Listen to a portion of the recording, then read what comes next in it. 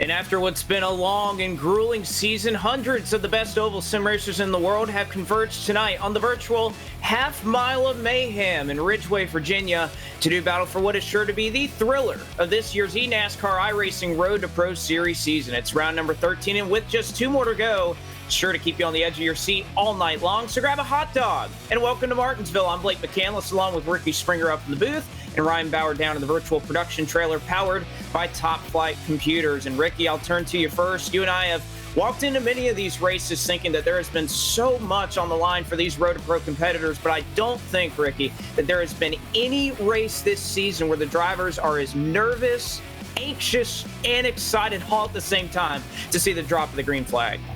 Absolutely, and Martinsville is always one of those tracks where you think of the super speedways being a wild card track. Personally, for me, I think a place like Martinsville is one of those wild card tracks. You can see the guys who don't normally do good on the mile and a halves come out here on a short track and really run the night here tonight. It is certainly their opportunity, and it's one that they've been long looking forward to, as we can go ahead and take a look at where in the virtual world that we are. And we'll take a nice little zoom in here to Martinsville Speedway, a track that has been with NASCAR since the beginning. Founded in 1947, has been running every race since 1948. And boy, what a rich history is here at this racetrack. You can see the both the asphalt and the concrete that make up the corners here at Martinsville that these drivers will have to utilize. And Ricky, you see these corners at Martinsville, that's where a lot of the action is going to happen here tonight. Exactly, and that's where you see the bumpers being thrown to, is into these corners here. You see that concrete strip on the bottom of the track. These guys are going to be sliding around that all night long, but one thing that they do have, I guess, in front of them that's a good thing for the way that you have to set up these cars is that a fairly cool track temperature, relatively speaking, 71 degrees as I saw on the notes here. And, you know, looking at the track, it's going into nighttime. The lights are coming on. These guys are going to have a lot of grip, maybe even more than they thought they were going to have with the overcast skies. So we're going to see a lot of side-by-side racing and a lot of guys try and utilize the top side and pinching some people down at the bottom. It certainly has been the case that we've seen a lot of cool racetracks, but let's go ahead and save that talk and go ahead and look at the starting grid for tonight's top split race. It has 31 drivers that have made the field tonight. Taylor Hurst, 27 truck tonight. He'll roll off from the top spot, an 18.742 second lap time, with Mitchell DeJong in second. Ty Majeski makes his way out, a Road to Pro debut this late in the season. He starts the inside of row number 2. Steven Wilson, multiple wins this season for the driver that leads the current Road to Pro points. He rolls off 4th. Alan Bowes in 5th. Caden Honeycutt is in 6th. Donovan Strauss in 7th. How about Kevin King making his trip to Martinsville tonight? He'll roll off 8th. 9th will be Seth DeMerchant.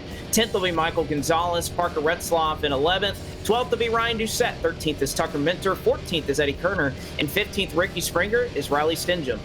Yeah, 16th is going to be Derek Justice in that Baskin-Robbins car. We've seen him up front in a lot of these races. We'll be looking at him tonight as he starts from the 16th spot. 17th is going to be Anthony Burrows. 18th going to belong to Will Norton. 19th going to be Danny Hansen. 20th going to be in the 52 numbered car, but 13 in the iRating bracket here tonight, Jake Matheson. In the 21st spot, it's going to be Drew Freenage. In the 22nd position, it's going to be Brian Mercurio. 23rd is going to be Garrett Maines. 24th, Femi Olot. 25th is going to be Sam Adams. 26th going to be Adam Gillen, who we see a continued competitor in the Sim 500 and is currently running for that championship. And 27th is going to be Dylan Alt. 28th is going to be Garrett Conchard. And 29th is going to be Nicholas Shelton. 30th is going to be Jose Scholes Jr. And 31st in rounding out the field is going to be Matt Danson. And that's the field. 31, just 31 make the cut for tonight. We typically see anywhere between 20, 32, or 33 trucks that make their way onto the grid. But for tonight's top split, it is exactly that. As we mentioned before, 71 degrees. You see that track temperature only 72, and will probably continue to fall because we are going to go under the lights here at Martinsville Speedway. It's only been seen once, so obviously it was a little bit earlier in the NASCAR Cup Series schedule, but it is sure to be an exciting night, one that many of these drivers have not only looked forward to, but dread in all the same fashion. But Taylor Hurst, the 27 truck, will lead us around as we'll get the 1 to go signal from the iRacing.com Mustang pace car this time by. And again, mostly cloudy. So I'm looking at this grid, Ricky, and one thing that sticks out just before we get going green here is 3 or 4 tenths between the top and the bottom of this field. It's something I didn't expect to see, especially with these conditions. Yeah, and even at a place like Martinsville, it's so technical, and you really have to get every point right on this track to set a fast lap time. So really great to see all the drivers in that kind of same bracket there, and that'll definitely show in the race when we see a lot of two-wide and side-by-side action here. We'll see it happen as Hurst and Mitchell DeJong De Jong, one who is very safe above the cut line, but that is what everybody will be looking at tonight as we'll go green here from the paperclip at Martinsville. 200 laps coming your way next, and Taylor Hurst will lead us off into turn number 1. You see the gap he has already built, about a truck length over Mitchell De Jong, as they are side by side all the way through this field as they work down the back straightaway. Yeah, now coming through turns 3 and 4, you see the field trying to single file out. A lot of these guys don't want to get stuck on the top and burn their tires off early in the race here. 200 laps, the distance here at Martinsville, which for a short track doesn't seem like much, but the paperclip that we're on here in Ridgeway, Virginia is definitely one of the most difficult tracks on tires, and you really want to make sure that you keep them under the truck. Certainly will, as we'll look first side-by-side battle on the racetrack right now is directly behind Ty Majeski. Alan Bowes trying to work his way off the corner. He'll win the 4th spot, and now Steven Wilson, perhaps a part of that train that we've talked about. You talk about Martinsville, and a lot of these setups can be built to run on the outside, but it looks like early on tonight, all the grip, the cool temperatures out in this racetrack, poor Steven Wilson has nowhere to go as he continues to free fall through the field. Yeah, and that's just one of those things until a bunch of rubber gets laid down there on the bottom, as you see Donovan Strauss now trying to work the inside there. But until all the rubber gets laid down on the bottom of the track, you're really going to see these trunks just all try and shove their way down to the bottom. And that's where we're going to see most of the contact here tonight is going to be with guys just trying to cut that truck down to the bottom side and get away from the guys on their inside. Because as you can see right now in the top 8, everybody's single file. Everybody trying to get single file as finally Steven Wilson will make his way to the bottom of the racetrack. Started all the way up in 4th, has been drop kicked back into the 9th position, but mostly the field has begun to sort themselves out. Single file through the top portion of this field, although one name that I want to mention here as we get set in the early going, and that's looking at the number 51 machine of Donovan Strauss right there in that Xerox Toyota. For Burton Kligerman Esports, this was a driver that I was told pre-race, he and his team very, very confident in what they brought to the racetrack tonight. They said we have a rocket ship if we can just qualify well. And Ricky, you see Donovan Strauss up there right now running in 6th. Seth DeMerchant, a teammate directly behind him in 8th. I think Horizon Racing, sensing the desperation here, they have brought some speed here to Martinsville with both those two drivers just below the cut line. Yeah, those drivers and the teams alike are really going to put their best foot forward here coming towards the end of the season to trying to get their drivers into that next step to make it to the Coca-Cola Series here on iRacing. And, you know, these drivers and teams have put countless hours of trying to get these trucks as good as they can be, as we ride on board with Derek Justice, who is working the inside of Parker Retzloff. But, you know, these guys put so much effort into these trucks here on a weekly basis to try and get them where they need to be in points. And it's great to see when everything comes together like Donovan Strauss, where they brought the rocket ship to the track this week. We'll have to keep an eye on him and see exactly where he ends up at the conclusion of this 200 laps here. We certainly will have to see how things shake out again. This Road to Pro Series, as it has all season long, is using multiple splits to make up this field. Obviously, a couple hundred drivers, even this late in the Road to Pro Series season, is running in this race. So we'll talk about multiple splits because of how many drivers are right around the cutoff. You mentioned Isaac Gann, who right now is in the top 20. He is not running in the top split. Sean Butler, somebody who is what we would have imagined as a couple of splits far back, has been running mostly in 4th and 5th split throughout this season. Even he is just 83 points back of the cut line. So plenty of racing, not just here in the top split going on here tonight, and it all works into the equation when we look at things here for the big picture. But we've worked 13 laps so far under the green flag, a relatively clean start for this whole field. It has been Taylor Hurst who right now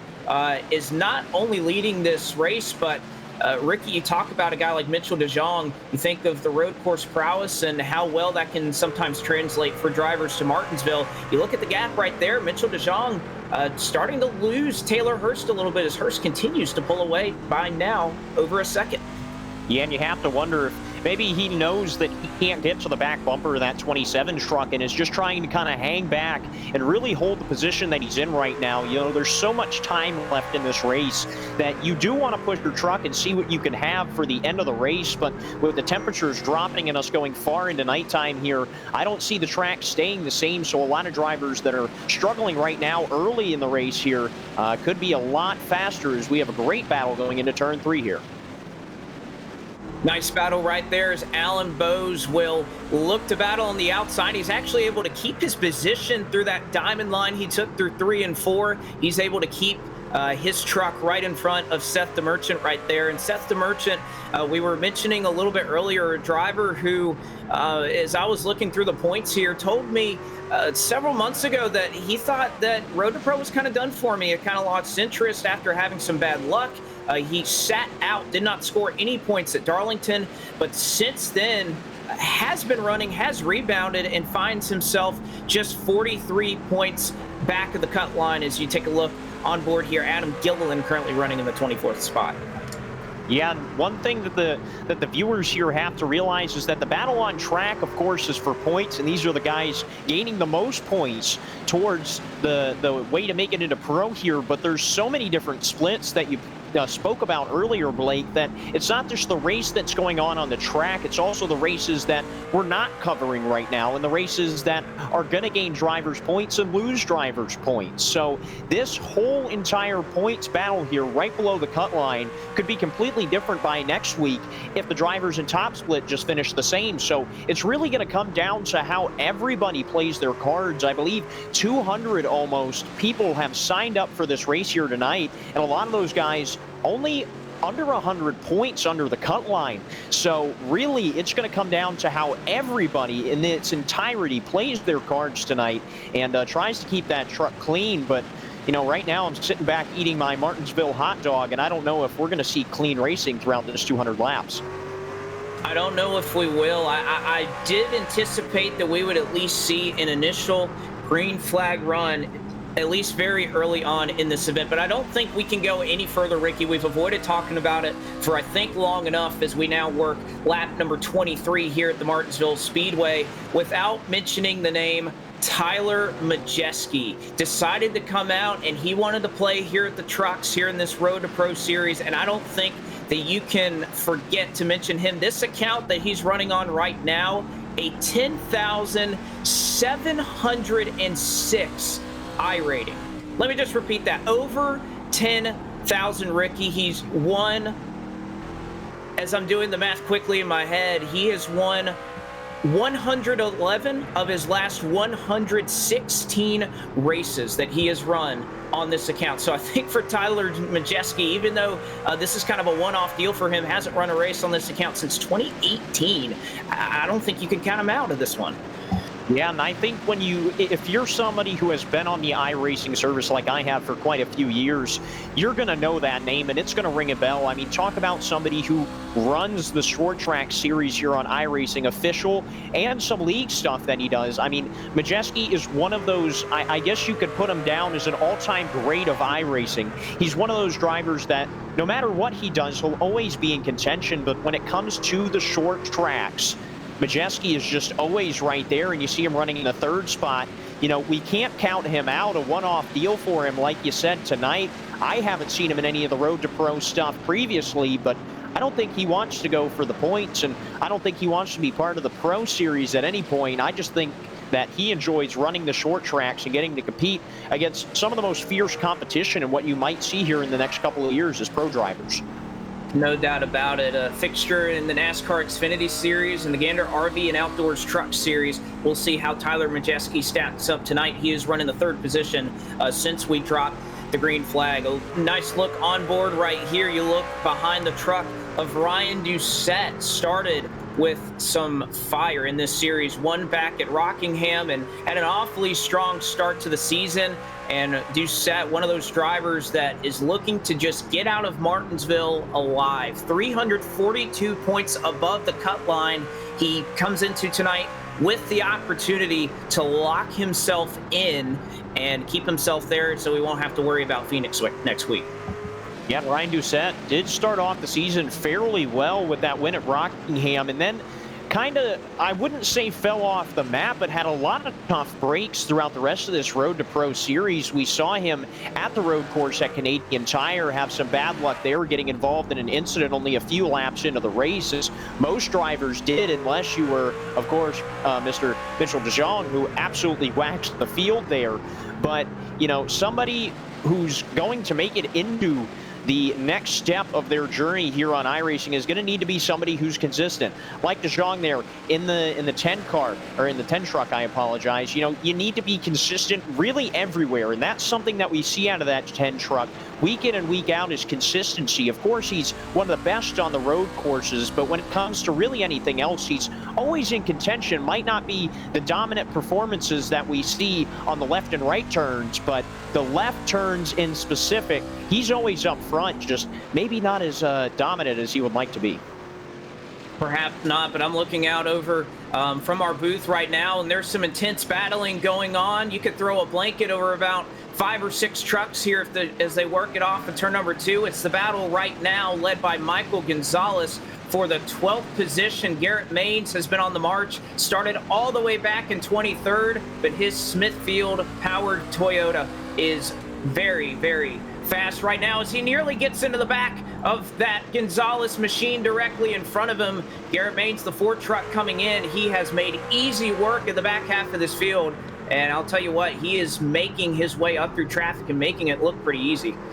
Yeah, but I don't think that was really an accident, almost getting into the back of him. I think it was a little, hey, I'm here, letting him know that he's behind him there. But now that 15 truck is really going to have a hard battle behind him, is almost getting moved up out of the way again there. I mean, that's just kind of what happens at Martinsville. If you're not on the pace of the group behind you, like, of course, the back of this group, you see Jake Matheson there right at the end. But, you know, if you're not the guy who's following along with everybody in this group here, you're going to get pushed out of the way. And if it's a long line of cars, it might be 5 and maybe even 10 spots before you can finally get down to the bottom of the track and get back in your rhythm.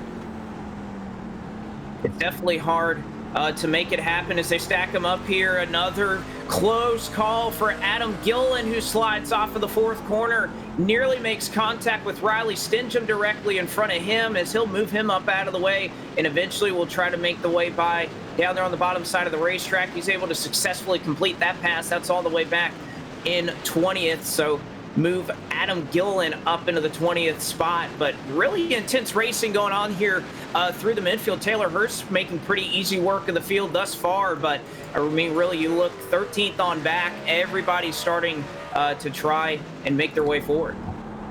Yeah, and track position is definitely something you want here at Martinsville as well. I'm talking, we're going to take a ride along with our leader here of Taylor Hurst as he works his way into the 3rd corner, and we'll get to see his hands, what they're doing here. But track position is so important at a place like Martinsville, because you think unless the guy in front of you makes a mistake, you could be 2/10 faster than him a lap catching up to his bumper, but it's the passing him where these drivers are really going to be tested here tonight, getting through the cars, especially the leader of Taylor Hurst, getting through lap traffic and trying to work his way around those trucks. And a yellow flag has just came out on lap 40, the first one of the race here. And it's directly in front of the race leader. You see Drew Freenage right here after falling through the field, was trying to make his way by. I believe it was off of the 4th corner, and it was right around that battle for 20th. Riley Stingham was involved in this one, and we'll try to get a good look at it here. You see the 25 machine and Femi Olot there on the inside, and the number 11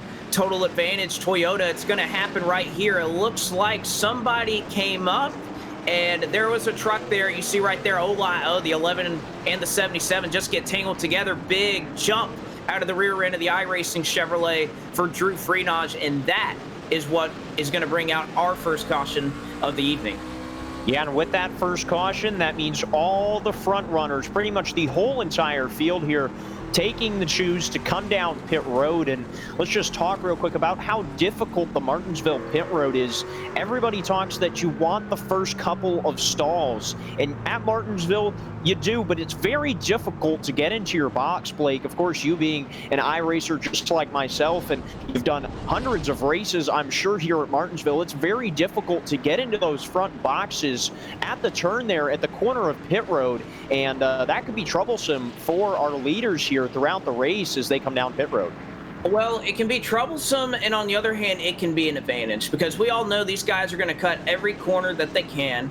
And obviously, if your pit stall is in the middle of the corner, it helps you. You can cut so many stalls. You can go down there. You can drive through these stalls. So I'm just going to say that as an iRacer and as a driver, that's an advantage you're going to see for a lot of these guys that qualified up in the top 5 or 6 or so. You're going to look for them to do that. So lap 43, we're working under our first caution flag of the evening for round number 13 of 14 in the eNASCAR iRacing Road to Pro Series season. And we're going to go side by side as we pace around under our first yellow flag. You won't miss a minute of it, and we'll be right back.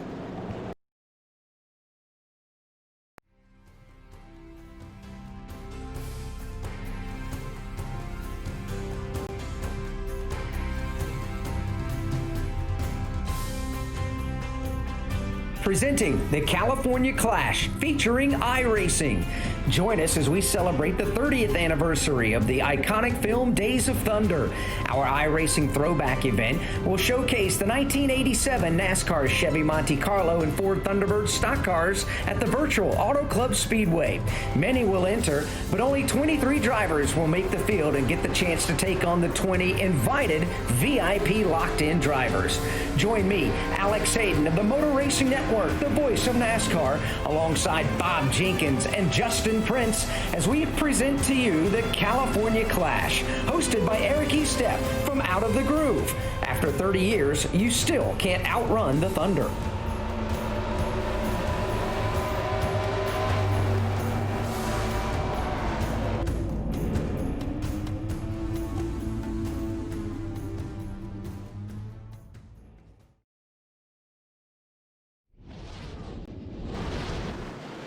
And we're back with you here as Taylor Hurst has led all 45 laps thus far. He'll bring us to the green flag at lap 46. For the paperclip is Mitchell DeJong hard on the charge, trying to make his way by, and Caden Honeycutt as well. You even notice a little bit of damage on his farm paint F-150, but they're scattering behind them. Front 5 are single file. First side-by-side battle, getting drop kicked on the outside like we saw earlier. Ty Majeski trying to find a way to get to the bottom. Yeah, on the top side, it doesn't matter how good you are as a short track racer like Majeski is. When you get stuck on that outside here, as you can see, we're riding on board with Garrett Maines now. It's especially difficult when you're behind a truck. Garrett Maines lucky there to be able to shoot down to the bottom. And as you can see, a stack up there, that 21 truck going to get a couple of spots now on the outside of Majeski. But really, when you get stuck on the outside, especially behind somebody with them checking up and trying to run their line, it gets very, very difficult. Is now on board again with Tucker Minter in the 29 truck. But we're going to watch this battle here very closely, Blake, and we're going to see if anything formulates here like we saw in that last battle that brought out the caution. Well, one car nearly spun, or one truck rather, in the back of the pack. It was Jake Matheson, who just a couple of corners ago was loose and nearly stepped it sideways off of 4s. They stacked up in the middle of 3 and 4. He caught the inside curb here at Martinsville, which, Ricky, I'll let you expound upon that. Obviously, that curb is not something you want to hit. You want to run typically right along there throughout the entire corner, but if you push that edge just a little bit too much, that a little strip right there will come out and bite you. Oh, yeah, for sure. If you're somebody who's a road course racer like myself, you tend to think the curbs are helpful, but here at Martinsville, on the contrary, they are not helpful at all. You get up on those curbs one good time, even with just the sidewall of your tire, and that's going to upset the truck real bad. So it's another thing that these drivers really have to keep an eye on. You want to get as close to that curb as possible, but with these huge trucks here, it's very difficult to really judge where your truck is. So that just comes with turning laps and making sure that you can get this line down. But Martinsville is one of those tracks, Blake, where it's all about muscle memory. You hear that a little bit when it comes to road course racing, not as much in stock cars, but more in the GT and prototype cars where the car is stuck to the track and you're really just kind of driving it hard every lap and getting the rhythm. This is one of those arithmetic tracks that if you're not in a rhythm, you're going to get brought all the way back outside the top 20. So, you know, this track is very difficult for that reason. It's not easy because it's a rhythmatic track. It's very difficult because if you make one mistake, that could cost you so many positions. Well, one mistake, and of course you have to think with how these trucks drive. You slide those rear tires just a little bit. That rear grip's so important here at Martinsville that you can really start to suffer, especially through the later part of the run, as we'll continue to move forward. By the way, as they made their way down into their pit stalls and they got the service of their pit crews, 4 fresh Goodyear tires went on just about a majority of this field. There are 2 more sets sitting on pit road. They had the set they started on, then they had 3 on pit road, and I imagine, Ricky, that just about every single team utilized at least one of those sets of tires on both the left and right sides of their truck. So 2 more sets remain, and of course that is going to be interesting, Ricky, because we know how Martinsville can turn into a race where there's a lot of attrition, a lot of accidents, perhaps. So this is going to be interesting to see that if we do get a string of cautions, this could turn into a tire strategy lottery and seeing which when is the right time to come down and get those tires and when's the right time to get that track position. Yeah, along with the tire talk there about, you know, playing the tire strategy, you also have to think that most of these teams got that really good green flag run here at the beginning of the race. As you see the 42 truck on the outside there going 1 lap down here on the outside of Garrett Maines now. But, you know, you have to think these drivers got a pretty good run in. They got a little bit of that long run speed, what they're going to see when this truck gets on those older tires and starts to wear out, but also that short run speed. They got a lot of that at the beginning. So I think everybody, when they came down pit road, they wanted to make adjustments. And when you make adjustments like that, whether you're throwing the kitchen sink at it or just tweaking it that minute little bit, you know, you have to put new tires on it to really get a gauge on what it's going to do to the truck. Well, you have to, and you think adjustments are going to be so important here because, again, we didn't really expect the cooler temperatures that we are seeing out here right now. Obviously, you thought that we would be around, let's call it 80 degrees, 75 degrees or so, but the track temperature much lower than what I'm sure a lot of these drivers were anticipating. So they're not able to be prepared for that. Obviously, all these teams prepare for any type of condition, but I think you put a lot more time into what you expect the weather to be. So a lot of these teams, perhaps not a curveball. I think everybody's in the same boat, but that's going to affect some of the adjustments that you make on the truck in terms of how much grip you have, how much handling that you can muster. As right now, Garrett Conrath, he's going to go a lap down and get passed by Mitchell DeJong, and here comes Caden Honeycutt as well. But so far, so early, Ricky, pretty tame out here for, I guess, what we would expect from Martinsville. And from what I was talking to these drivers, too, a lot of these drivers were not expecting that we would ever see a green flag run that extended almost to about 50 laps of what we saw earlier. I remember talking to a lot of these guys, and they were not anticipating a type of race where we were going to get 40, 50, 60 lap green flag runs.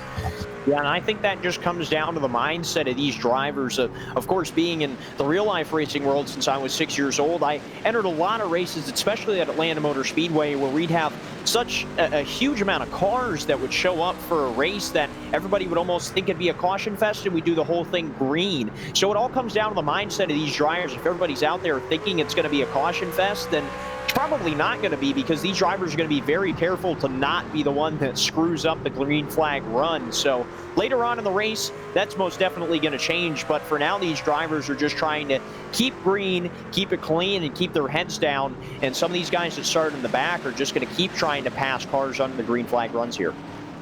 You look out at the race leader right now, Taylor Hurst, a driver who is 84 points below the cut line, and he would do a lot to fix it if he is able to maintain the pace that he has right now. And Hurst, not a driver that's necessarily been shown a lot on Podium Esports so far this season, not being a part of the top split competition this entire year, but I mean, Ricky, he is making one heck of an impression right now with everything on the line, needing to come out here and have a good run. And, I mean, he's taking it to the teams that we've been talking about all season long. You talk about De Jong, all these TA drivers and trucks that have been out here all season long, and Taylor Hurst is making the most of his opportunity right now. Started on the pole and has some great long-run speed in that truck, it appears.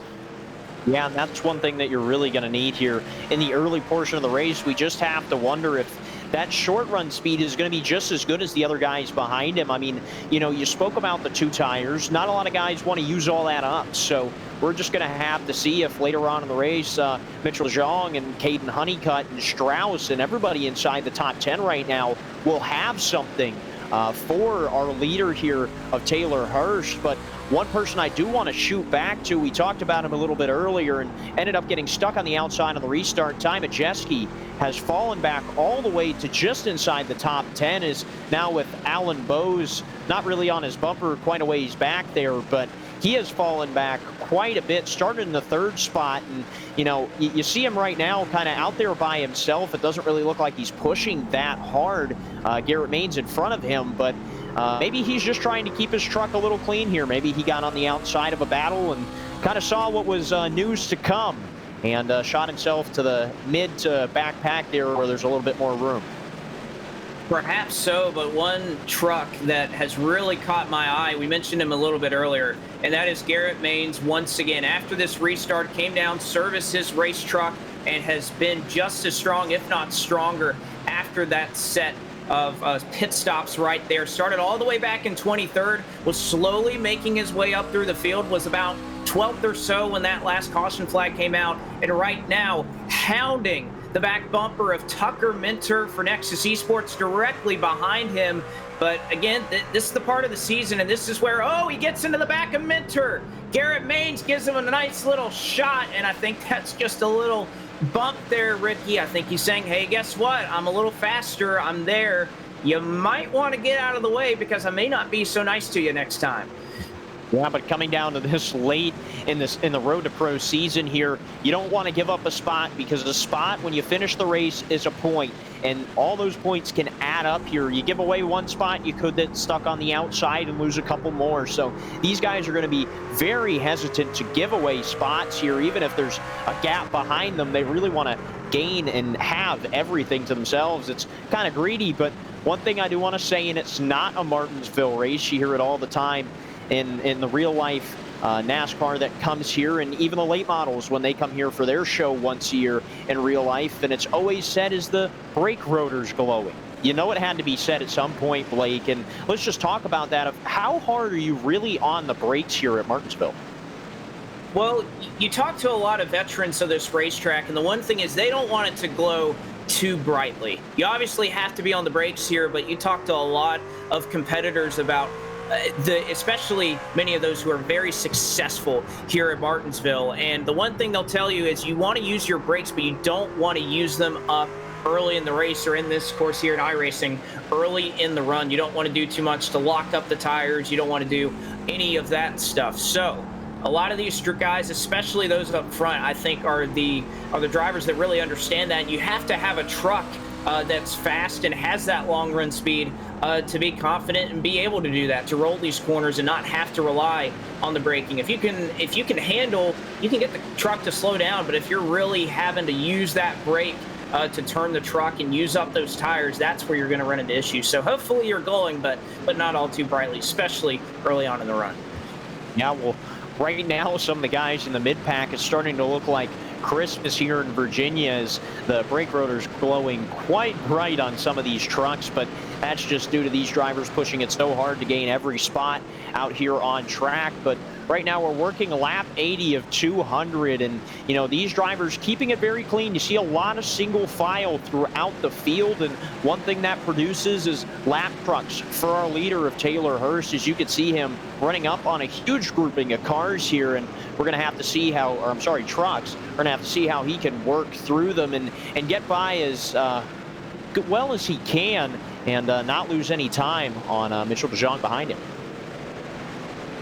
We'll try to not lose any time, but we know lap traffic is a huge part of any type of racing, and right now The 27 trying to do his best. He's got a whole line of trucks in front of him. Garrett Conrath just went a third lap down. One development, though, and we haven't necessarily gotten to it up to this point, but the driver that was involved in what is so far our only caution flag of the evening, and Drew Freenage, Ricky, big points implications right now. Drew Freenage sitting in that 21st spot. We'll officially call it a 20 truck cutoff, although there's a lot of speculation out there that 21 may be the amount of drivers they take into the Road to Pro or the Pro Series, but we'll discuss that later. There you see the truck of Drew Freenage sitting on pit road, 31st, 40 laps down, so pretty much out of this event. He was the cut line, along with Zach Nichols, their 2,728 point total, tied for the cutoff. And so Drew Freenage not in a good position right now, especially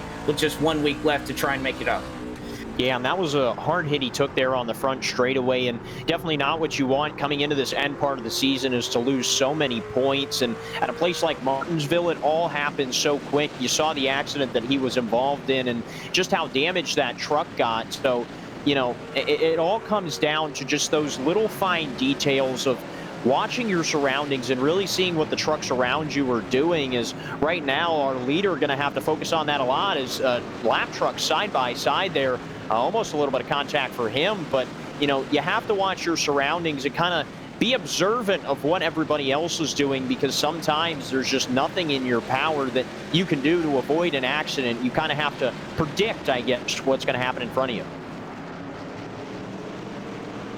You definitely have to anticipate a lot, especially here at Martinsville, running so close. The visual in front of you, not necessarily what you always want it to be. So Taylor Hurst works around lap traffic here, as Will put on the board 87. Now as we begin lap number 88 here at the Martinsville Speedway, round number 13 of the eNASCAR iRacing Road to Pro Series commencing for you right now. We'll go side by side, and you won't miss a minute of it here on Podium Esports. We are back at North Wilkesboro, North Carolina, where the field is rolling out for the start of today's 400-lap race on this .625-mile racetrack. And just as the field comes all around turn number 4, the sunshine peeks through, helping warm things here. Bill Elliott leads him down. Benny Parsons on the outside. The green flag flies, and the first Union 400 Winston Cup race from North Wilkesboro is underway. Everybody nicely through turns number 1 and 2 as Bill Elliott has the lead, and Dale Earnhardt has jumped into second position, followed by Benny Parsons and Bobby Allison.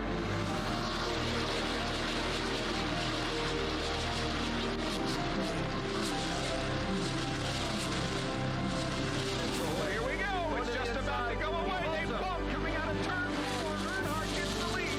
We had just heard from our spotters that Neil Martin.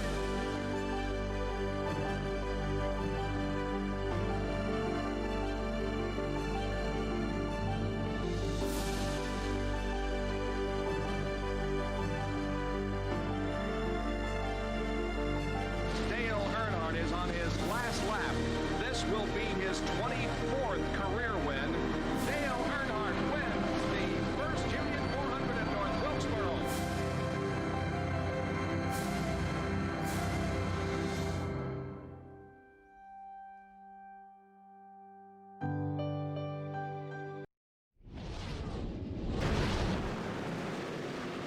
Back with you here from the Mayhem half mile here at Martinsville Speedway. Again, it has been all Taylor Hurst throughout the first 95, now almost 100 laps of this one. Blake McCandless, Ricky Springer, and Ryan Bauer along with you for coverage tonight on a night that is really unique. Ricky, I don't think we can avoid talking about it right now because of everything that's going on, but obviously something that does play a factor in the running of this race, and that's obviously adjacent to what is taking place right now in this race, is the running of the eNASCAR Coca-Cola iRacing Series at Darlington. And you may think, well, all the Coca-Cola Series drivers, they don't necessarily have an impact on this series. They run their series, and the Road to Pro guys run their series. But there is a lot of overlap, Ricky, between a lot of these drivers and a lot of these teams. A lot of spotters for both the Coke drivers and the Road to Pro drivers all run together. So a lot of drivers out here having to run in a much different situation than what they're accustomed to. Yeah, I'm kind of having to improvise on the fly here of what exactly is going on around them. I've seen a lot of people in the session here tonight kind of disconnecting and connecting, some people from teams and spotters maybe kind of going back and forth and trying to keep a look-see on both races. Of course, that could be oh so difficult as we ride on board with the 31 truck of Derek Justice, and that 52 machine of Jake Matheson is currently inside that cut line here, but his truck is not looking very healthy right now. Not cosmetically, but that truck looks very loose on the exit of the corners, Blake. Indeed, that truck very, very loose on the exit of the corners, and that's been something that we'll notice all night long for the trucks that don't necessarily have all that turn, all that bite to it, that as soon as they start to step those rears out, it is going to be a long night for them as well. But as we move forward, Taylor Hurst right now going to approach lap number 100, and that'll bring us to our iRacing Midway Race Break.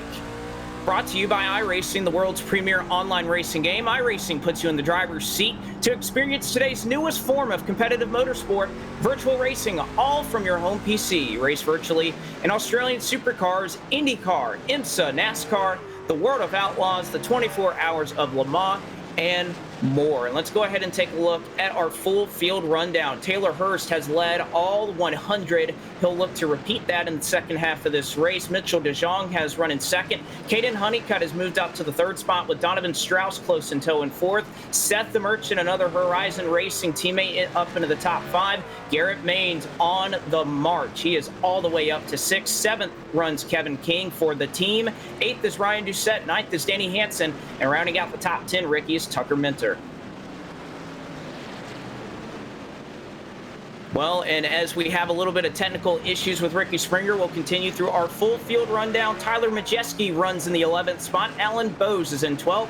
13th goes to Adam Gilliland. 14th is Anthony Burrows. 15th goes to Jake Matheson. 16th to Derek Justice. 17th for Nexus Esports is Will Norton. 18th is Steven Wilson. 19th is Brian Mercurio, who has struggled in this one. And 20th is Michael Gonzalez. 21st is Eddie Kerner. 22nd goes to Sam Adams. 23rd is Jose Solis Jr. 24th goes to Matt Danson, and that completes the trucks that are on the lead lap. 25th goes to Nicholas Shelton, 26th to Femi Olat, 27th is Parker Retzlaff, all respectively scored one lap down. 28th is Dylan All, 29th is Garrett Conrath, 8 laps down. Riley Stingham is behind the wall. He is scored in the 30th position. And Drew Freenage, 31st, 42 laps down, although he has made his way back onto the racetrack. So this concludes tonight's iRacing Midway Race Break with over 170,000 drivers on the service and over 90 laser scan tracks and cars to choose from. iRacing is your portal to the virtual racing world. Get on track today at iRacing.com.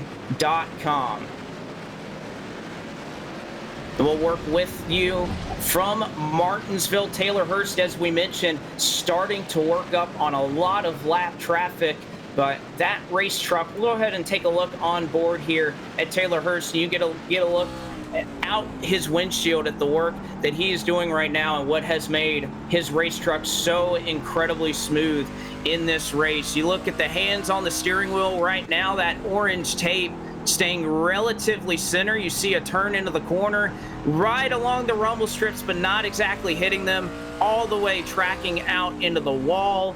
And once again, back into 3 and 4. It's as easy as it comes, but not many able to make it look that easy for a driver who, once again, well outside the cut line, but could put himself inside the top 20, barring all of the craziness and the point situations that are going on and all the different splits that are running right now. Obviously, Taylor Hurst doing himself all the favors in the world to try and make that up and get back into the top 20. So Hurst runs out front.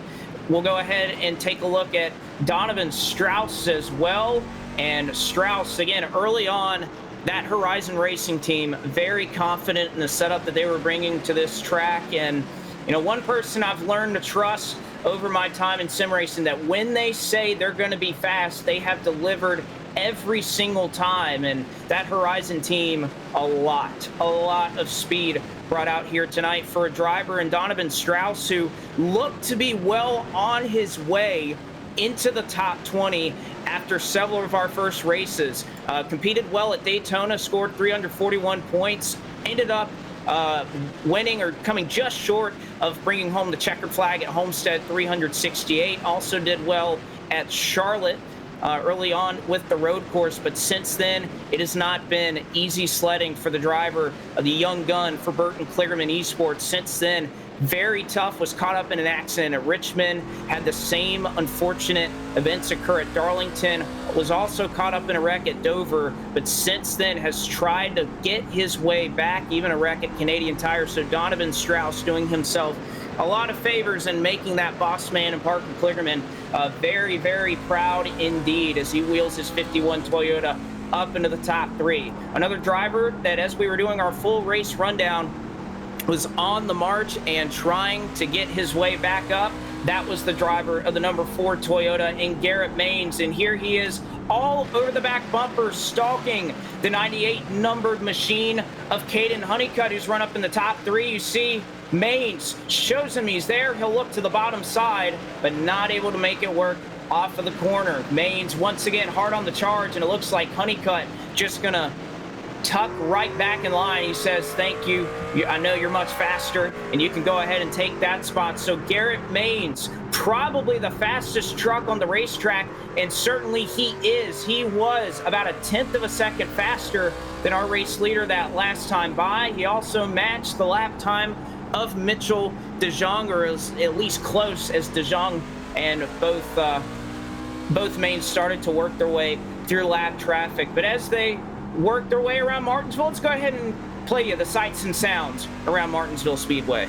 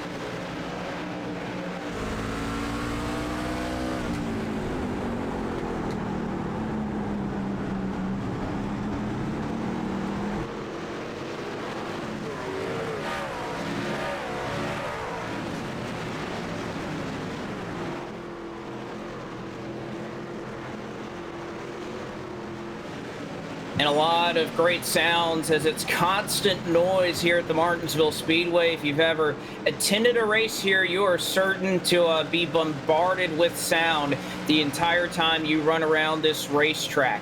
But as we look forward, once again, still the same out front. It is Taylor Hurst, who has now opened up about a 3.5 second gap over the second place running Mitchell DeJong. Third is Donovan Strauss. But even as we were doing some of our work there in our Crank It Up segment, Garrett Maines, so close he can taste it on the back of Donovan Strauss, looking to try and work his way up into a podium position. They'll work it through 3 and 4. You saw how smooth his truck was handling in our side-by-side.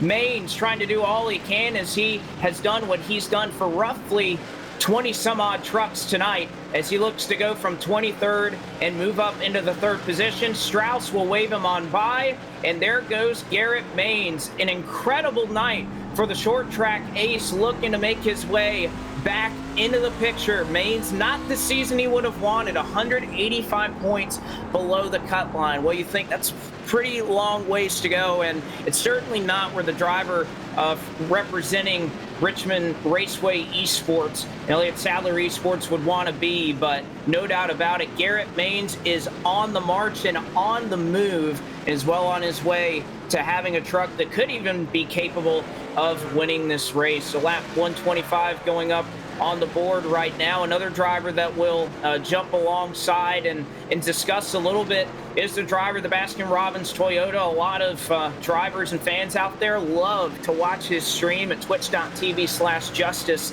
and that is where Derek Justice runs. And, you know, I was talking with him a little bit earlier today about what his prospects were for tonight, and you know, the biggest thing he just wanted to finish tonight. He wanted to come home, think that they had a good setup that was capable of running up in the top half of the field, and he's doing exactly that out of a 31 truck field, running up into 15th. And Justice, one of the drivers that luckily for him is on the inside of the 20-line cutoff. He came in 102 points ahead of the competition. So Justice just doing enough to bring her on home. Doesn't have to be the fastest truck on the racetrack, but will set himself up to have a much easier week when we go to Phoenix Raceway for the final round of the eNASCAR iRacing Road to Pro Series in just a couple of weeks. So Justice doing just enough to maintain his spot in the top 20. The one thing I've noticed as we ride along here, green flag pit stops starting to commence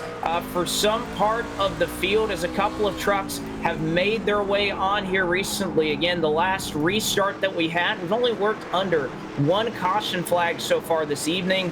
It started all the way back on lap 41-42, so it has been a relatively clean run thus far, as we'll be approaching about 90 laps run on these tires. And you can even see the drivers that have already made their way onto pit road. Michael Gonzalez has been one of them. One of the drivers that, again, like Justice, 95 points above right now. And he is working his way quickly around this field as he'll make his way by the slower traffic. You see the 30 up there by the wall in turns 4. But Michael Gonzalez doing all he can to try and make up that ground and maybe try to short pit and gain some time over this round of green flag of running. But Mitchell DeJong not doing a whole lot, but Taylor Hurst caught up in a little bit of traffic as they nearly spun behind them as Steven Wilson, who has not had a good going of it tonight. Wilson virtually locked in right now. 778 points. He sits above the cut line. Doesn't have to worry. He can pretty much just bring it home as he sits second in the points. Alan Bowes right now currently leading the Road to Pro schedule. But Wilson not having a good time of it tonight. All he has to do is finish pretty much in these races, and he will be locked in to the top 20. But sitting 2 laps down in 24th, not necessarily the night that I'm sure he wanted. And you could really say the same for Eddie Kerner, another driver who is virtually locked in. You have to think perhaps not the most preparation being done right now. And Ricky, I'll throw it to you. I think that's one thing I'm noticing out of some of these total advantage trucks that have been awfully strong all season long. They're running uncharacteristically slow tonight. And I think part of that is just, well, if we don't have to take the time to make a setup, we've already built our lead. Why are we going to waste our time with it? Absolutely, and when it comes to a shorter track, these drivers and teams have a lot of trouble trying to get these trucks set up. You think of a lot of 1.5 miles here on the schedule for Road to Pro, and of course the mixture of road courses in there, but these are technically the wild card races. A lot of teams have trouble getting these trucks quite where they want them and right down nailed to exactly what they want to see out there on the track. So that's a lot of what we're seeing. As you can see the rubber pickup on the track right now with that last camera going down the front straightaway, and see how much darker that concrete is getting into the corners. It's definitely darker. It blends in with the nighttime here at Martinsville Speedway.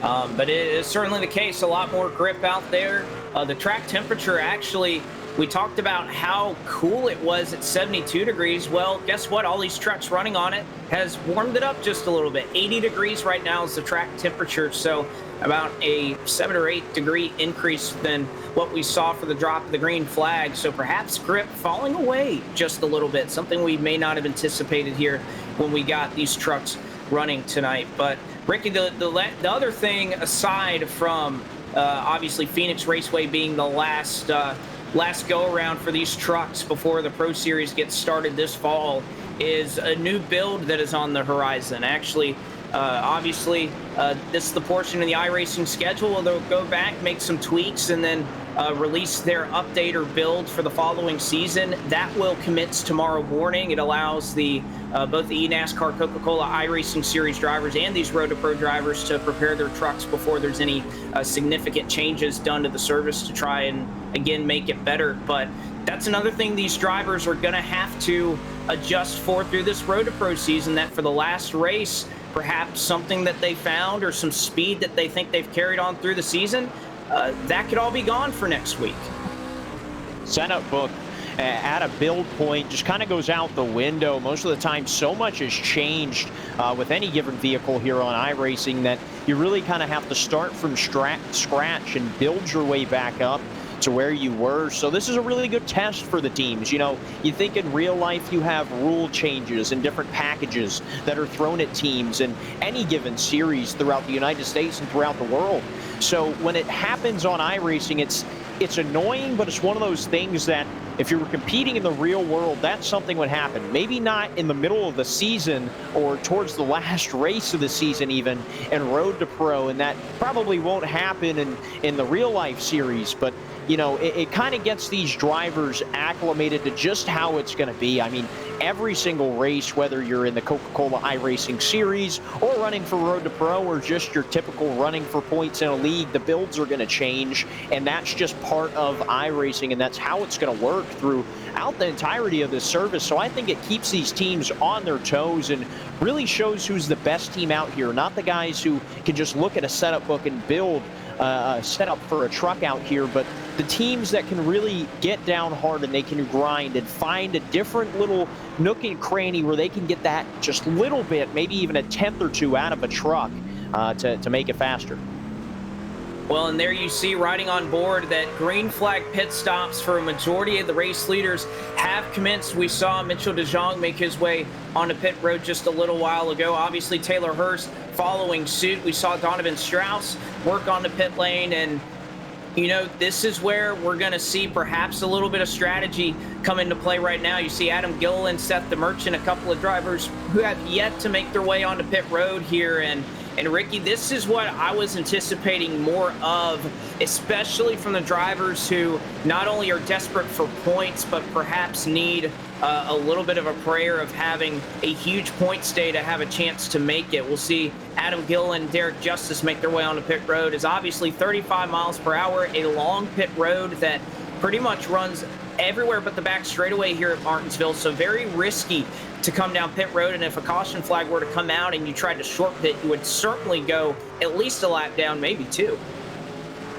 One of those difficult things about Martinsville, it's one of those tracks where a lot of accidents tend to happen, as you said earlier, and you know, you just don't want one of those accidents to happen while you're on pit road. It's plain and simple. I mean, the pit road is so long, it's such a slow pit road, and if you get any sort of yellow flag or a stack up, or maybe even the whole field pits and the leaders out there running blistering times, you can fall several laps down here.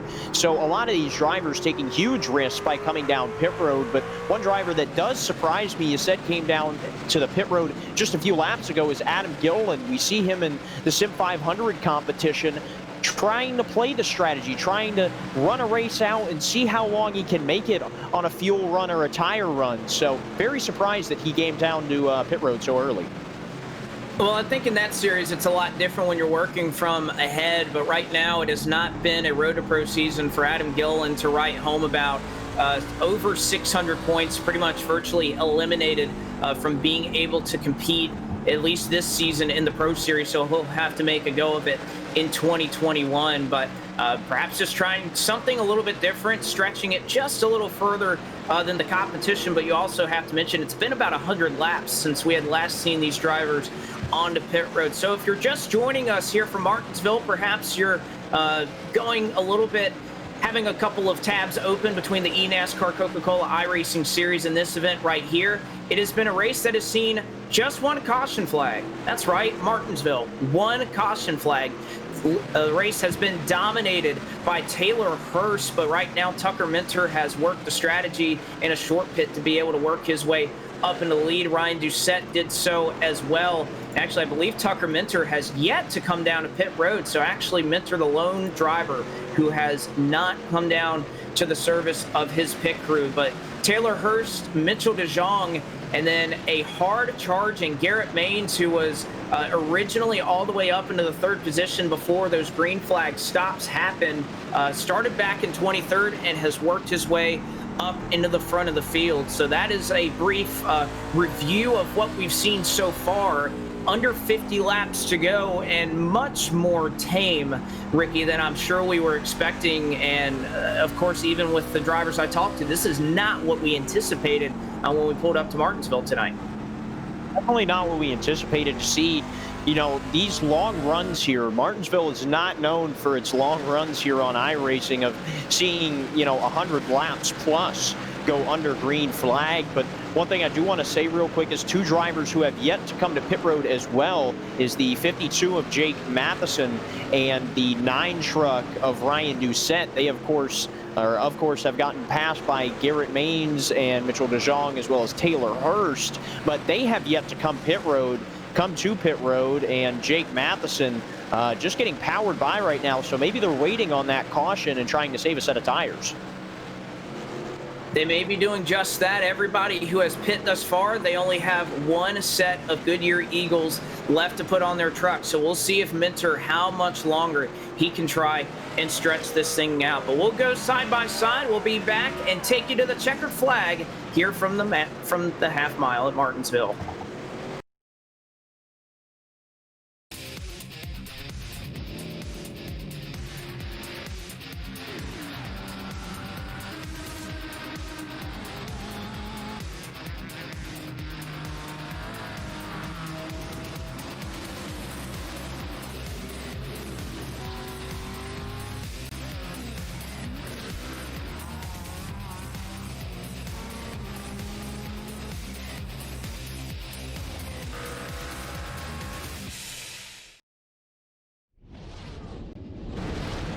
It is not going to last much longer. Tucker Minter's lead over the driver. You see right there a couple of memes on his truck, but he has not been kidding around tonight. Taylor Hurst right up onto the back of Tucker Minter and will, with relative ease, make his way around here in just a moment. However, Minter goes to the bottom side to block. Hurst has to back up his entry just a little bit. There you see it side by side for the race lead as they work it into 3, and no fight fought from Tucker Minter. Up to the top spot once again, Taylor Hurst takes control of this race once again.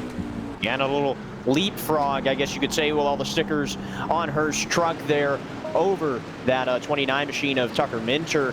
And I think he has to come to pit road sometime soon here. They are really stretching it out. Jake Matheson and Ryan Doucette still out on the racetrack as well, falling several spots behind. So if this race does go green, those drivers are in a lot of trouble, and that's going to have huge points implications for those drivers. But Jake Matheson fortunately locked himself in already, so he is in no trouble of falling outside of the top 20 here in Road to Pro points. So maybe just was trying to throw something at the fence and see if it sticks. And of course, with the slots in it, there isn't a whole lot of room for it to stick. But as we look out of the back window there, a Mitchell DeJong's car, Garrett Maines catching up to the back bumper of him. And Taylor Hurst, well, still leading the race out here with 37 laps to go. Actually, I'm looking at my scoring right here. I think Ryan Doucette came down pit road about lap 132, 133. So Doucette safe where he runs at the moment. Of course, a couple of drivers pit a little bit later than him, so you'd imagine that perhaps he gets run down on some tires here, but otherwise it seems like Doucette will be able to maintain, at least keep up a run that should put him in one of those locked-in situations that we talked about a little bit earlier. One driver, though, that has not had the run at Martinsville that I'm sure he wanted, and that is Brian Mercurio. Still in a good position right now. Came into tonight 272 points ahead of the cut line. So you think about 15th or so in these races will net you about that many points, perhaps 13th or so. But Mercurio right now running in the 20th position, running one lap down. And unfortunately for Mercurio, just hasn't been a run that I'm sure he wanted. Drew Freenos was struggling with the handling of his race truck just before he was involved in that accident. So perhaps that whole low-line organization just kind of missed the mark here at Martinsville, and they're just trying to have to hang on and get everything they can in this race. Yeah, and that's one thing that can happen, especially with teams here. You see it in real life as well, that a team will just kind of miss the mark one week, and not really a lot of them will be fast, and especially the top guys, will kind of miss that, just shoot a little bit short there and fall short of what they're trying to do. But one person that is definitely not falling short of that is Taylor Hurst, who has absolutely dominated this race in that 27 truck. You said earlier about not being in top split as often as he'd like to be. And, right now I think that he has earned his spot in top split and is really showing this field what exactly they need to be like here on the short tracks.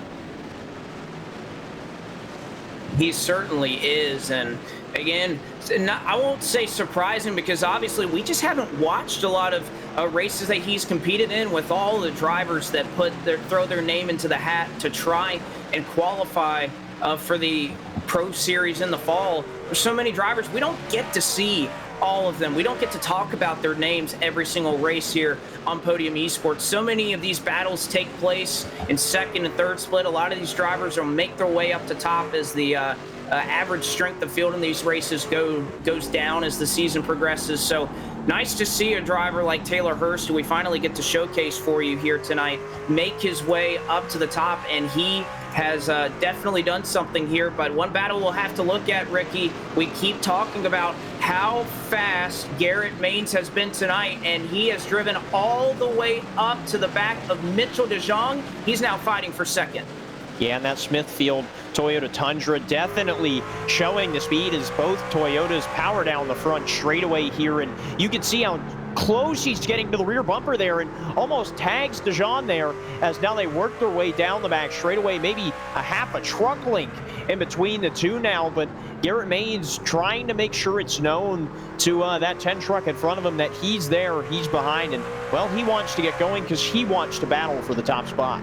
Well, we know Garrett Maines has made up nearly 20 spots under green, and he has done it by doing exactly this, just riding them, intimidating them, if you will, as we'll see them work into 3 and 4, almost into the back of the BRS Toyota is Garrett Maines, and you can see the little bit of get up that Garrett Maines has on exit. He almost has it, and there you see he rolls right up to the back. I'm sure Maines would like to dispose of DeJong just because you never know what can happen. You never know if Hurst could get slowed up by lap traffic. He wants to try and get by, and of course if a caution comes out, I think Maines could very well have an opportunity to win this race if we were to see a yellow flag.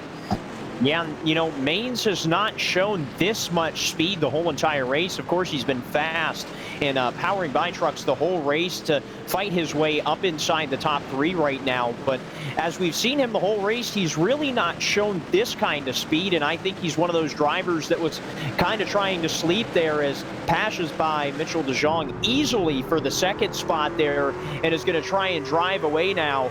And the yellow flag is out, and that's going to shake things up late.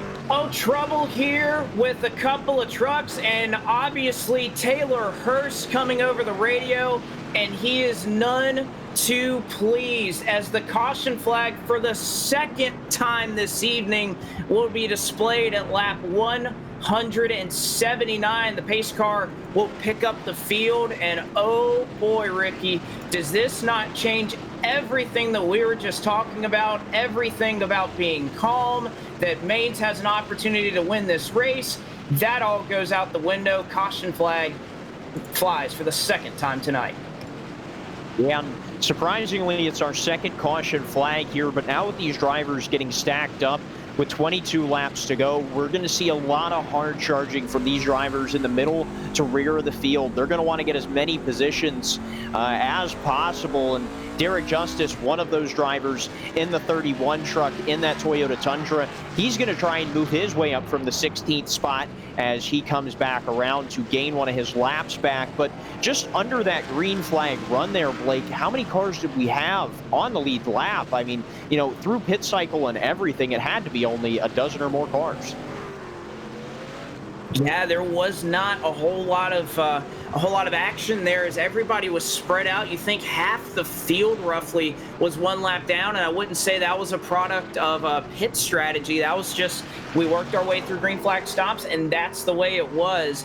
And the cause of the caution, it's so difficult to see, Ricky. I had a bird's eye view of the racetrack when the caution flag was out, and I could barely find where it happened. And it seems as though around Jake Matheson in turns 3 and 4, he had a little bit of contact with what would appear to be Anthony Burrows, as we'll see them go down the back straightaway here. They work their way into 3 and 4, and it looks like we may have to take another trip around. But I mean, Jake Matheson barely spun out to an angle, stopped, and immediately got rolling off of the outside retaining wall.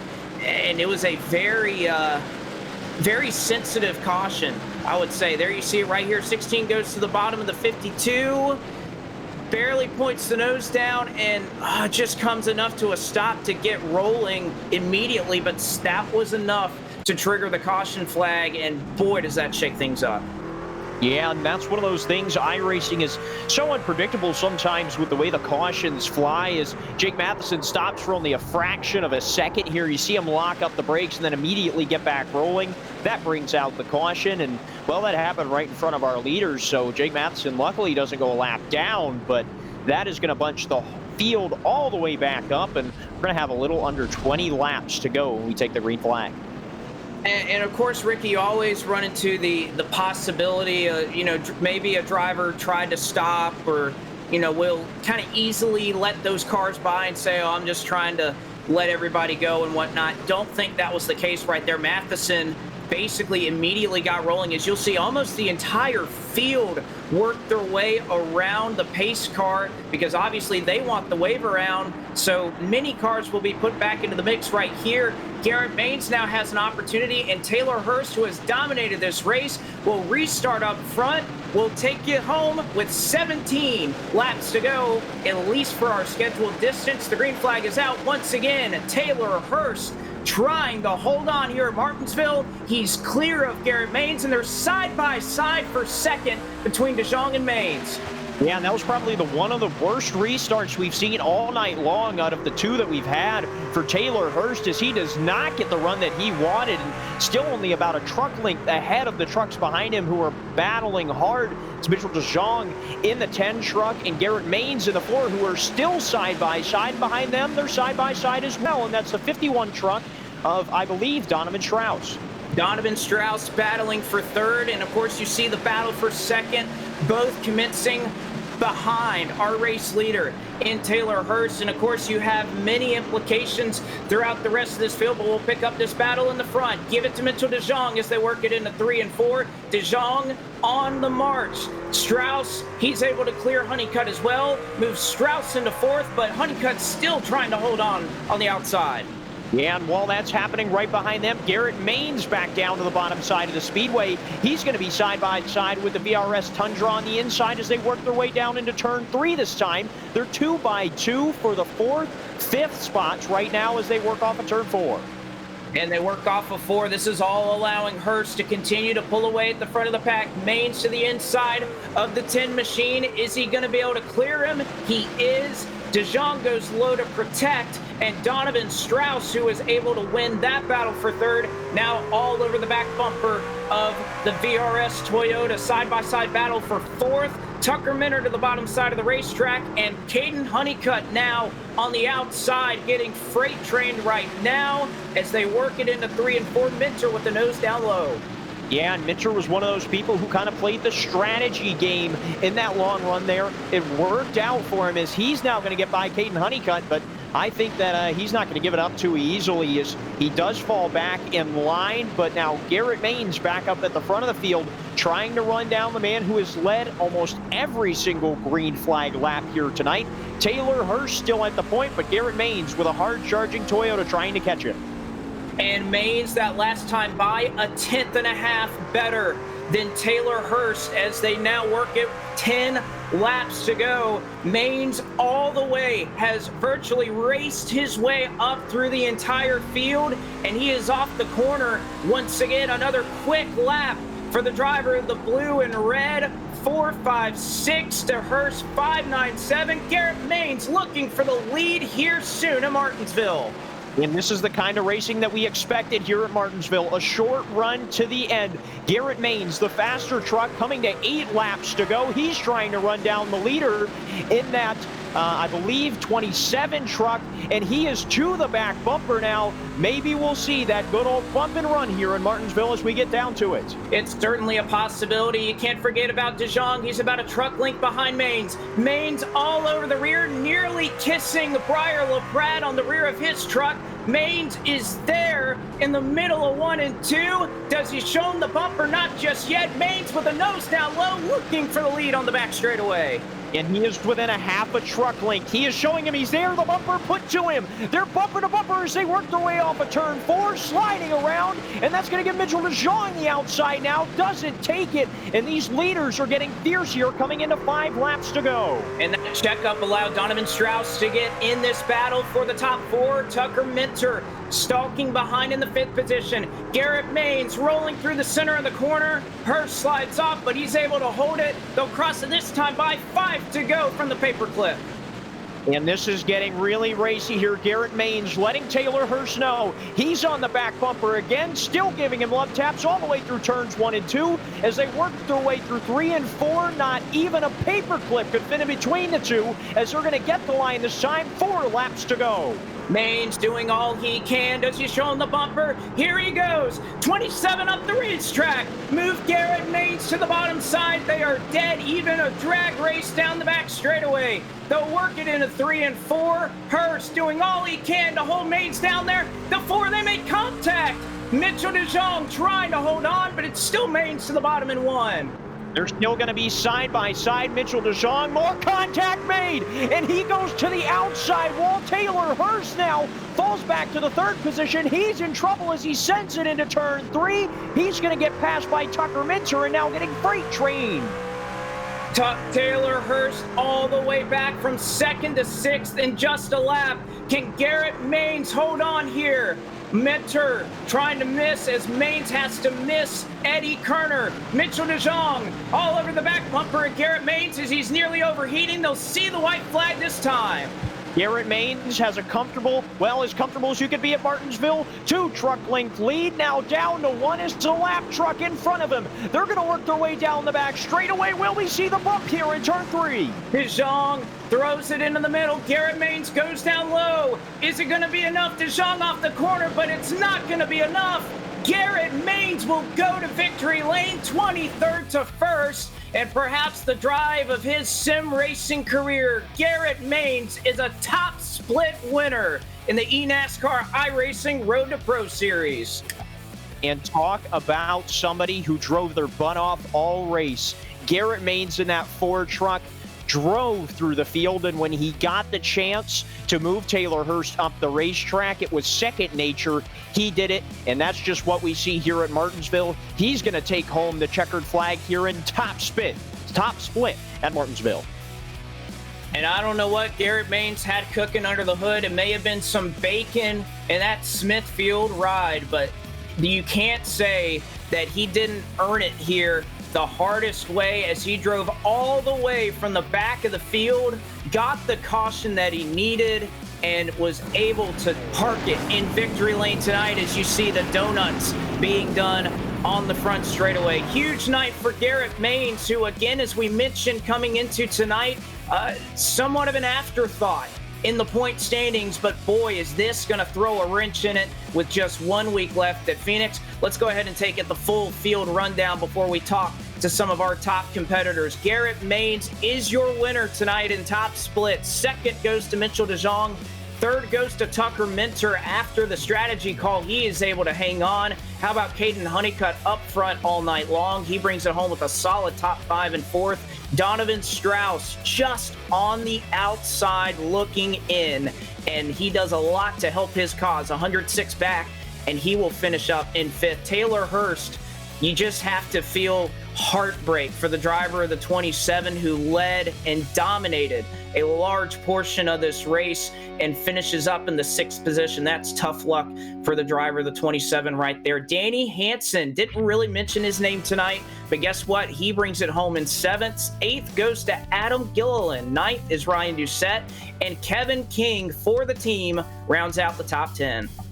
Yeah, and in the 11th spot, the number 3 truck of Seth DeMerchant. In 12th, it's Alan Bose, who we didn't talk about a lot tonight. Usually better on the mile and a halfs, and tonight on the short paperclip here, just not for him. In the 13th position is going to be Anthony Burrows. 14th going to belong to Derek Justice. 15th, the driver who we spoke so much about in the pre-race and during the early portions of the race, Ty Majeski, comes home in the 15th spot, and I don't think he'll be back for more after the absolute kicking that Taylor Hurst put on the field up until the last 10 laps there.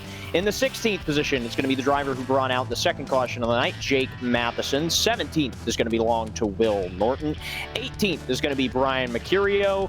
19th is going to be Jose Soles Jr. And rounding out the top 20 is going to be Michael Gonzalez, who is also the first truck a lap down. He's the first truck a lap down. This is a truck race. 21st goes to Eddie Kerner. 22nd will be Matt Danson. 23rd will be Nicholas Shelton. 24th goes to Femi Olot. 25th to Dylan Alt. 26th to Steven Wilson. 27th, 44 laps down, is Drew Freenage. 28th is Sam Adams. 29th goes to Parker Retzlaff. 30th goes to Garrett Conrath, and 31st will go to Riley Stingham. That is your full field rundown. And again, there are many other races taking place throughout Road to Pro tonight. We are not always aware of where they are and what portions of the run they're at. So we will wait and try to give you as many updates about the point situation as we can. But before we do that, let's catch up with Garrett Baines, who is in victory lane. Garrett, I'm sure you're thrilled about this one, being able to run all the way through the field and take it in the late going.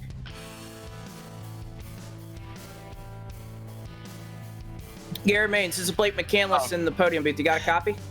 Been on voice activation all night, sorry. Yeah, it's been a long time. We've been working for this for almost 3 years now, and just we've been so close so many times. It just had fluke deals happen, just wrong place, wrong time so many times, and a lot of times this season. So it's really cool to be able to get it done tonight. I really, starting 23rd, did not think that was going to happen. I don't know what it was, fluke deal with the queue setup, but I could not get it to hook up at any point.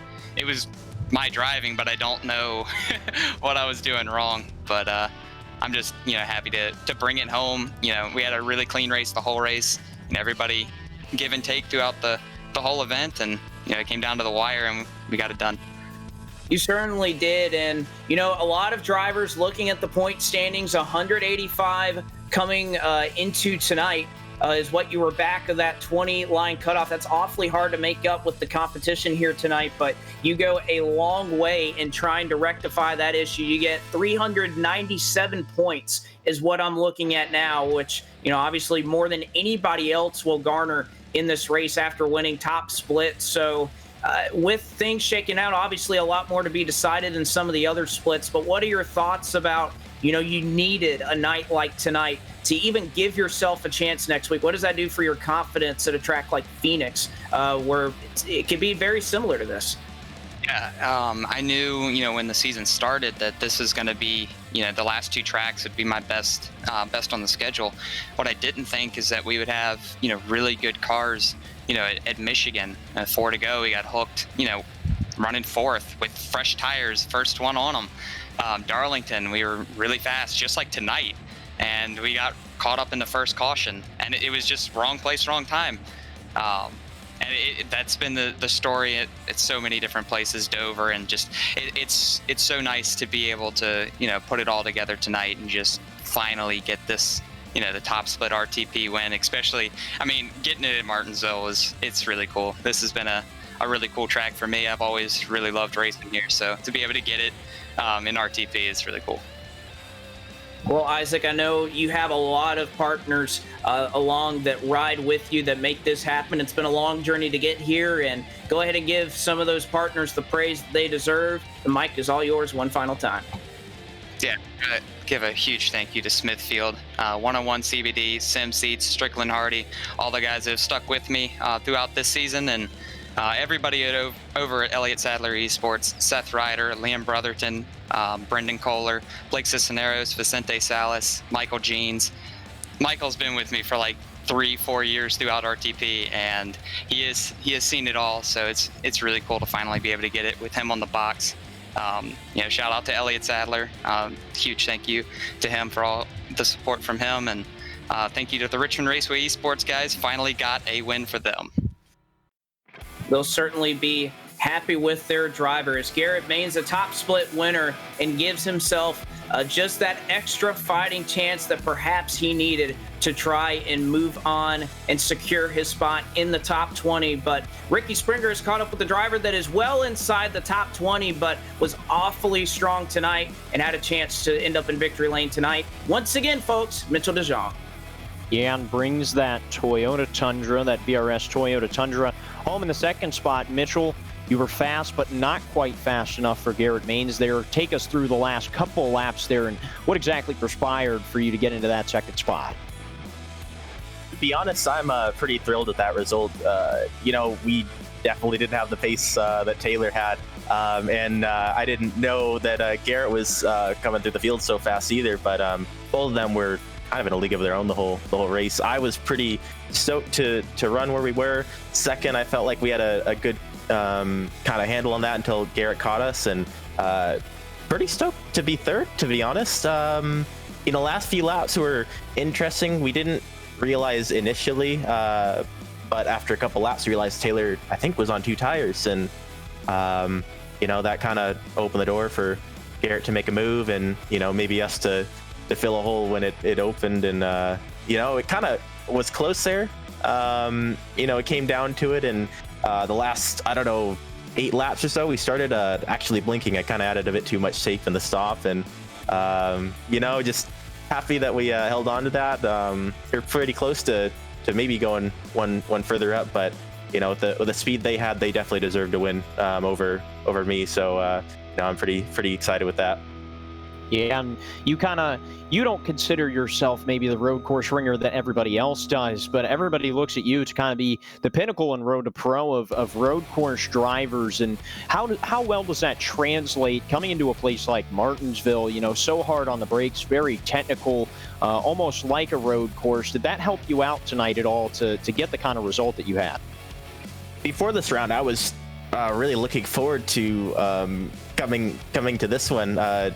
Kind of the short tracks, you have a little bit more that I think you can do as a driver, and I was excited for that. I don't know if some of the people watching have tried it. It's actually really grippy now.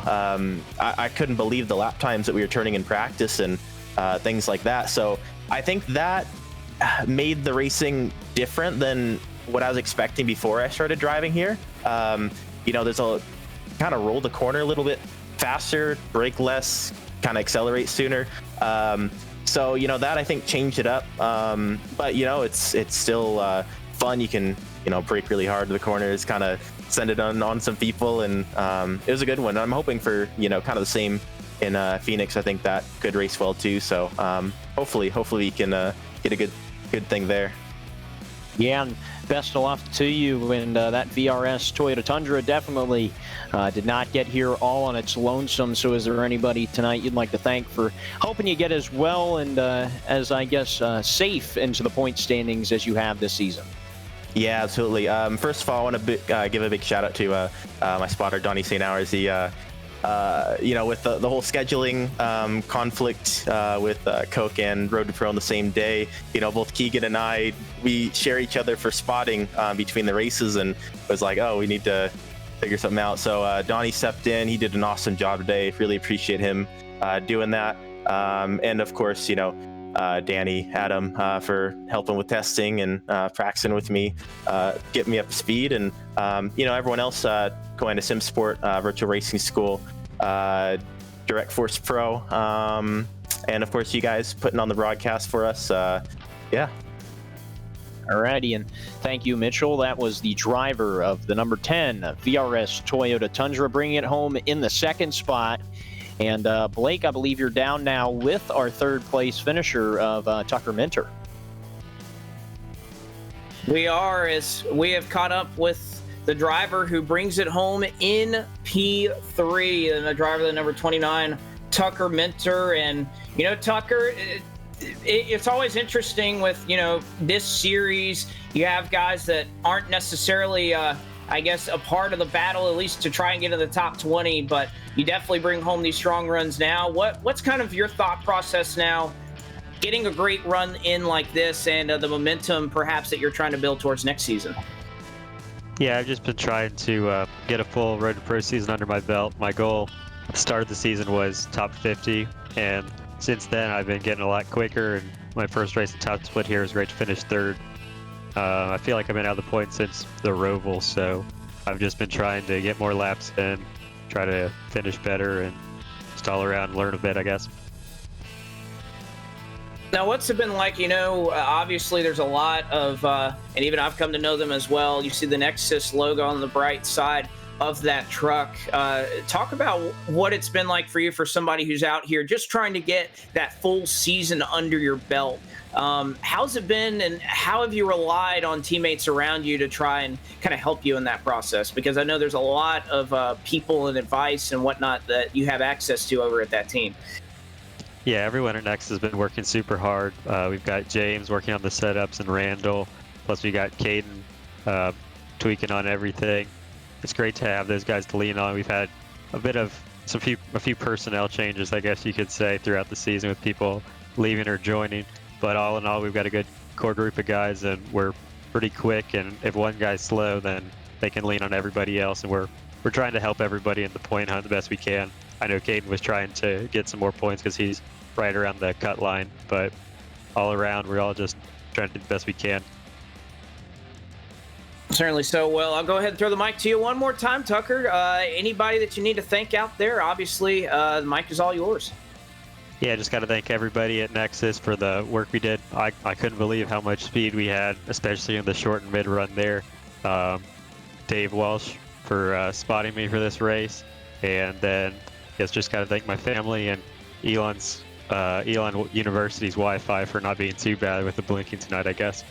Elon. Oh, okay. Right there next to Burlington. That's where a lot of my family is based out of. So not too far apart are we, I guess, in the world, although we kind of converged at Martinsville tonight. So, Tucker, I'll go ahead and let you go. Congratulations on your podium finish tonight. And we'll see if we can't talk to you one more time before this season is all said and done at Phoenix. Yep, great to talk to you there, Blake. And that is Tucker Minter rounding out our top three. And Ricky, a lot of storylines coming in, and we're leaving just as we entered. A lot of storylines coming out of tonight as well. Yeah, absolutely. A lot of stuff happened and perspired during the entirety of this race here. A lot of points implications for a lot of drivers, a lot of people who we didn't really expect to be up front. I mean, I'd be lying if I said that I thought Garrett Maines was going to come out here and put on the clinic that he did driving up through the field. And, what a great run by him, bringing home the top spot. And Taylor Hurst with the dominating performance. And then, unfortunately, the move there at the end by Garrett Maines put him in the back. But what a great race we've had, and what a great week of racing we've had here on Podium Esports. We certainly have, and there's a lot more to come this week. You take a look at the schedule right there. We'll be at the Nashville Fairgrounds. That's right, Nashville tomorrow night, 8 p.m. Eastern Time for the running of the Esports Racing League. That should be a fun one. PCA Sim Racing also round number 2 from Most Sport there. That'll be this weekend, along with the GameWorks Racing League on Sunday night. They'll visit Phoenix, and the Sim 500 Trans Service Cup Series finally returns for the second race of their postseason. That will take place at Richmond Raceway. So, for everyone over at Podium Esports, for James Pike, for Cisco Scaramuza, for Gary Sexton, John Theodore, and our producer Ryan Bauer, I am Blake McCandless along with Ricky Springer saying so long from Martinsville, where we invite you to just stick around for a second. We obviously know a lot going on in the sim racing world tonight, but second split right now is running under the caution flag at lap 185. A lot of the drivers in this field that is right now led by Vicente Salas trying their best to make the top 20 for Road to Pro. Salas, Brotherton, Gann, your top three. We'll go ahead and give you an onboard shot of Michael Cozy to ride along for the rest of second split. So long from Martinsville. Good night, everybody. Until we see you next time.